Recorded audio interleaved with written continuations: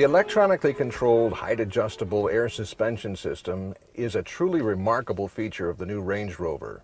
It's the only sport utility vehicle, matter of fact, it's the only vehicle in the world to have such a suspension system. Now, why did Land Rover engineers design it? Well, they did so to make the vehicle more versatile, adaptive, and accommodating. It will actually change its ride height to suit different driving conditions. Most of the time, the driver doesn't have to do anything at all. It'll also monitor the loading of the vehicle, automatically leveling it. This is particularly useful when towing or when you're carrying lots of gear. Now, you can enhance its versatility by manually changing the ride height to suit your own driving needs. These are the electronic air suspension system controls: the ride height selector switch, the ride height indicator lights, and the inhibit switch. From lowest to highest, the suspension settings are access,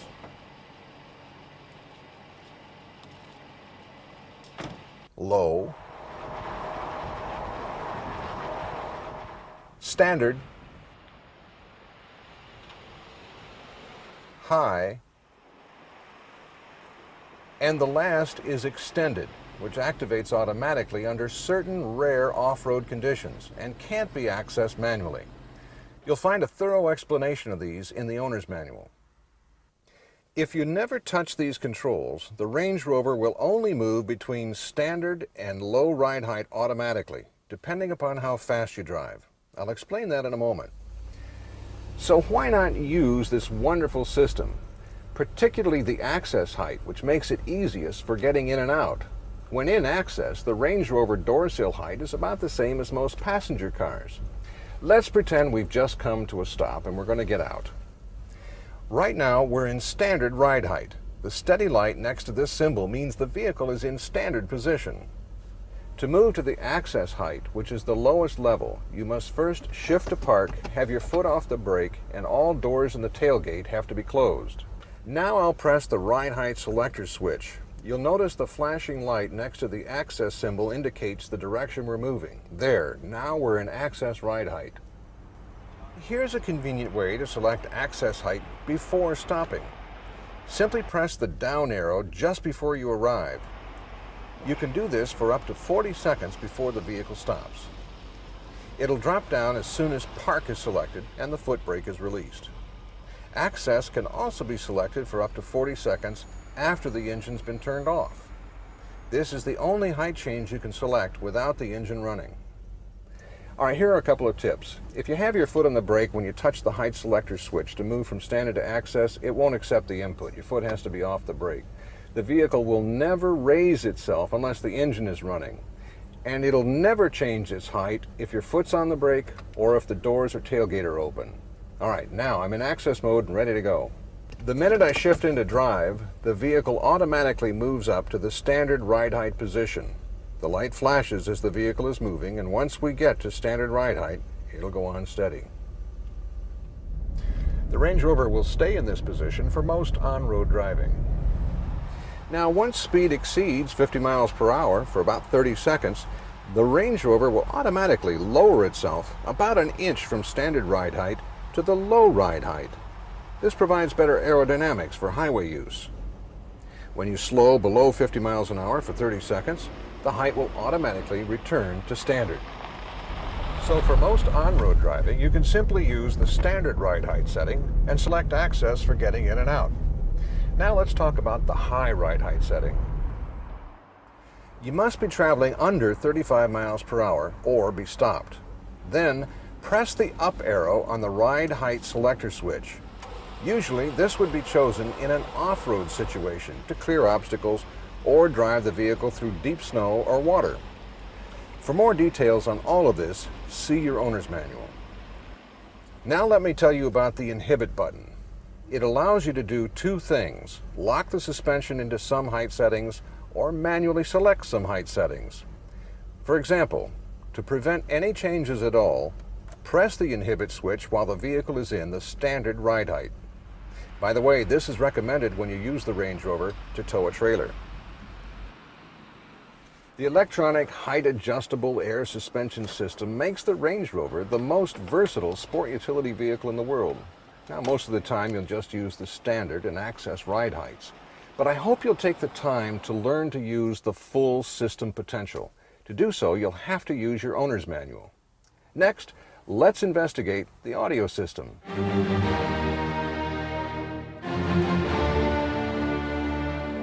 The Range Rover has a state-of-the-art electronic sound system featuring AM/FM stereo, weather band, audio cassette, and 6-disc remote CD changer.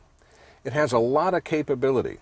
Now, we'll go over the major controls here, but suggest you read your owner's manual for complete instructions. Pushing the round knob turns the system on and controls the volume.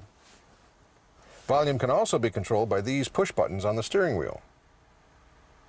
Above the volume control is the tone control. Push it to select treble, balance, fade, subwoofer, and bass controls. The rockers on either side will adjust the levels of each of those functions.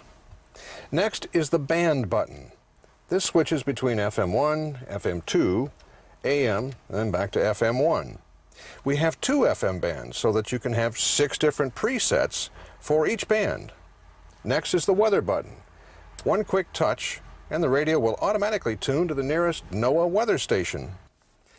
Touch it again to go back to whatever mode the radio was in. Now, use the mode button to switch between broadcast, cassette, and CD. You can also use the mode button on the steering wheel to switch between CD, broadcast, and cassette. The numbered push buttons have different functions depending upon what mode the system is in. In the broadcast mode, they are your normal station presets. In audio cassette, button number 4 will activate Dolby B noise reduction, while button number 5 will activate a blank skip function. In the CD mode, the buttons correspond to the CDs in the magazine. That is, button number 2 will select CD number 2, and so on. Now, the rocker switch at the end of the radio is also multifunctional. We'll put her back in the broadcast mode. Touch the top, and it will seek the next station up. Touch the bottom, it will seek the next station down. Touch the manual selector switch. Now you can touch and hold the rocker to tune to whatever station you'd like on the dial, 94.9. In the audio cassette mode, a touch at the top will put the cassette into fast forward. A touch at the bottom will put it into rewind. In the CD mode, touching the top of this rocker switch will change tracks, moving up with a touch at the top of the button and moving down with a touch at the bottom of the button. In some urban areas, there are a lot of signals, and you may wish to reduce the sensitivity of the tuning section. You'll notice a little DX in the display. That means distance. Now the radio is in its most sensitive mode. To reduce it, push the manual button and the DX goes out. Now when you hit the seek button, the radio will only go to the next most powerful station. Now let's return to the weather band button. Notice the initials AS. That stands for Auto Store. If you push and hold the button for 2 seconds, it will automatically scan and memorize the 6 most powerful signals. These can now be accessed by either the push buttons or these buttons on the side of the steering wheel. Now there's one more thing I want to show you, the readouts that appear when you push the mode button.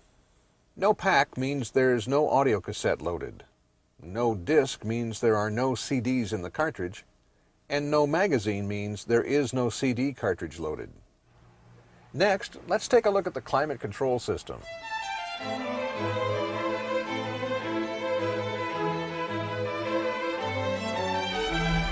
The Range Rover has a very sophisticated climate control system. It'll automatically maintain a preset temperature, or can be manually set for individual preferences between the driver and the passenger with 11 degrees differential possible. Outside air is filtered to remove dust and pollen.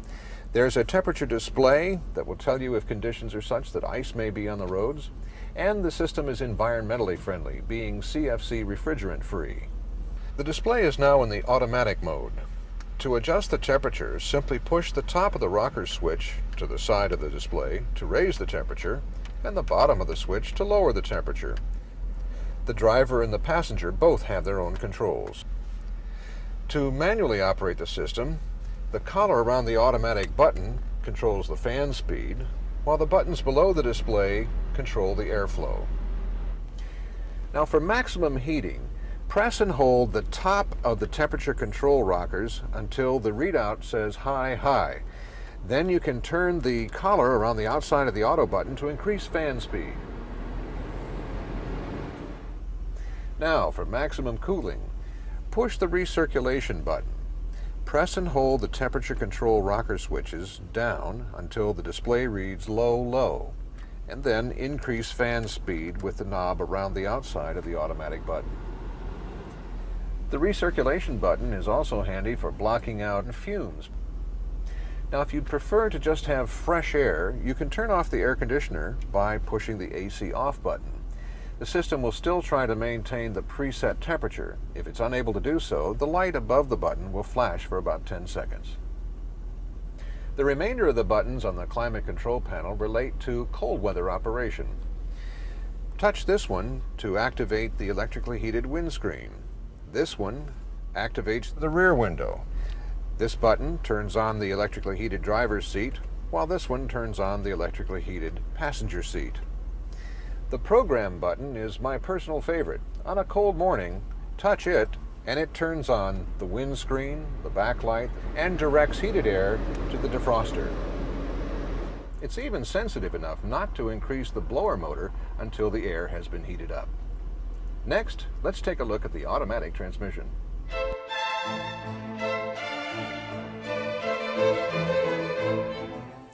The transmission and four-wheel drive system in the Range Rover make it the most capable sport utility vehicle in the world. There's nothing you have to do in order to have the added security and control of four-wheel drive.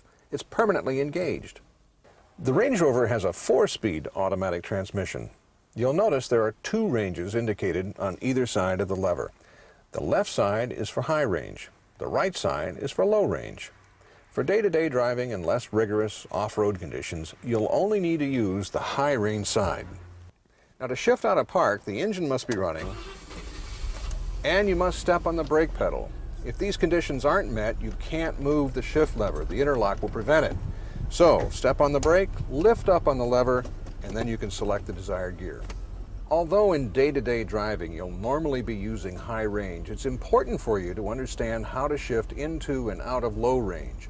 First, the vehicle must be stopped. This is important. Then lift up on the release lever and shift into neutral. Bring the lever across the gate into the low range side. When the beeping stops and the lights stop flashing, then you can move the lever into the desired gear. The owner's manual will give you complete information as to which gear to use in off-road conditions, depending upon the road surface and terrain. So please read it thoroughly, since careless off-roading can lead to damage to the vehicle and even personal injury. This is very important. The transition back to high range works the same as the shift to low. Once again, the vehicle must be stopped. This is very important. Shift into neutral and pause.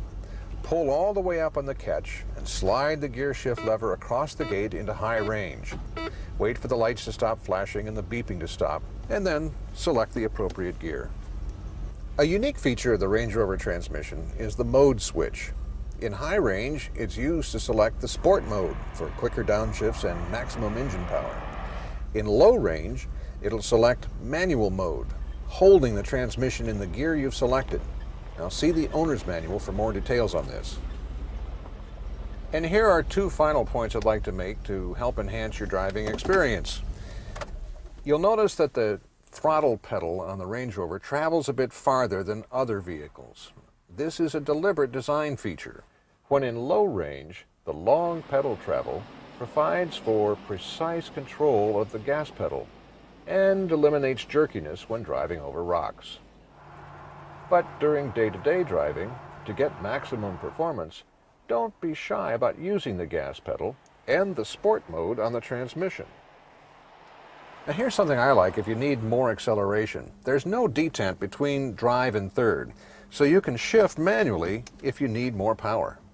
We've produced a companion video, which you should be receiving shortly, detailing how the transmission is to be used when driving off-road. Now remember, when you're ready to leave the vehicle, the transmission has to be shifted into park before you can remove the key from the ignition switch. Now let's move on to ABS and traction control.